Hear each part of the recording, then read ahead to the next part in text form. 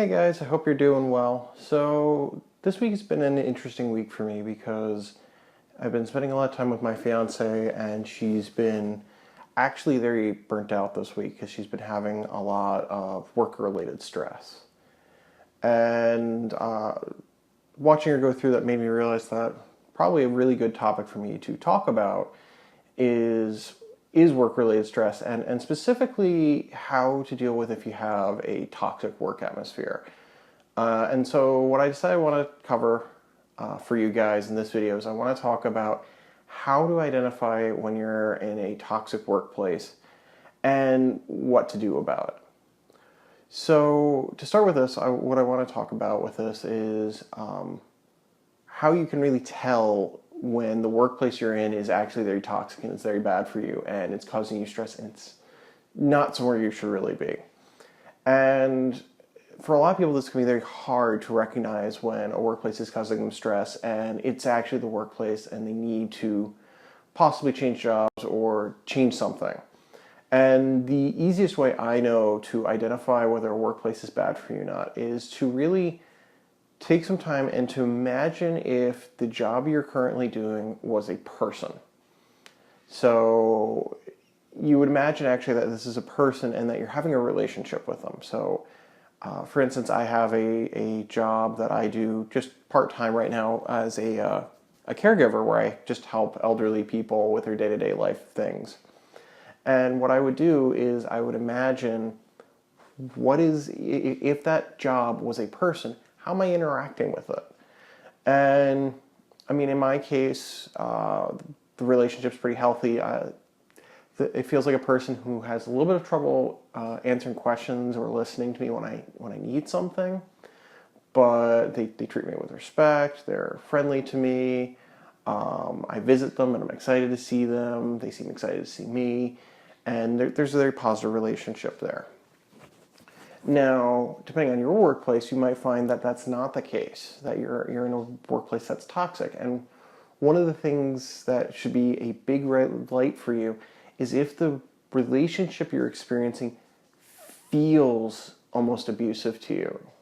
So, do you feel like you're being used? Do you feel like you're being manipulated or that you're being bullied? Do you feel like you're being treated fairly? Do you feel like you're being recognized for the work you're doing? Ask yourself these questions. Try to figure out, is this relationship one where you're being treated well and you're not being just manipulated or shoved around? If it's an abusive relationship, you're going to really feel like the relationship is one-sided and that you're being treated very poorly. So this is a really good way to figure out if the workplace you're in is good for you or not, and also to be aware of with all workplaces, there are going to be things that you like and you don't like about them. As I said with the caregiving job I'm doing right now, I get frustrated at times because I feel like when I ask questions, people don't have answers for me, and I sometimes don't feel heard. And it's important to be aware of the things that you have issues with. So with that being said, once you kind of are aware of what things are good or what things are bad with your workplace and whether it's a toxic atmosphere or not, you want to start looking at what you're comfortable with. Is the relationship with your workplace pushing on any sort of boundary for you? What is your limit for what you'll tolerate in terms of how you're being treated? And everybody's a little bit different, but you do want to be on some level respected and treated well. And you need to ask yourself, is the way I'm being treated tolerable or is this unreasonable? Do I need to be demanding more kindness to myself? Do I deserve to be treated better? And the general rule is everyone should be treated somewhat decently. And even if you think you're a terrible person, even if you're sucky, I don't care, whatever guilt or baggage you have, you should still, no matter what, believe that you deserve some level of kindness. Everyone does. I don't care if you're Gandhi or you're Hitler. Everyone deserves to be treated with respect. And that's not to say that some people don't also need to be punished or have other things going on, but you should always be treated with some level of respect. People should be able to see your humanity and they shouldn't be using you. So if you're in a workplace and it is seeming like you're not being treated well, the first step really is to really go back to some of our previous videos. And if you remember, we did a video on healthy conflict and how to have healthy conflict and what healthy conflict is and all that.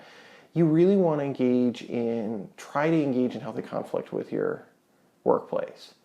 Have you actually talked with them and said, hey, these are problems and I can't handle this and it's not working well and we need to do something. If you haven't made that attempt, you need to do that before you do anything else, because as we've discussed before, healthy conflict is how you make change happen, how you make it so a relationship works. And if you're not engaging in that, it doesn't matter what workplace you're in, and you're not going to get somewhere. So that's the first thing you want to do, is engage in that healthy conflict.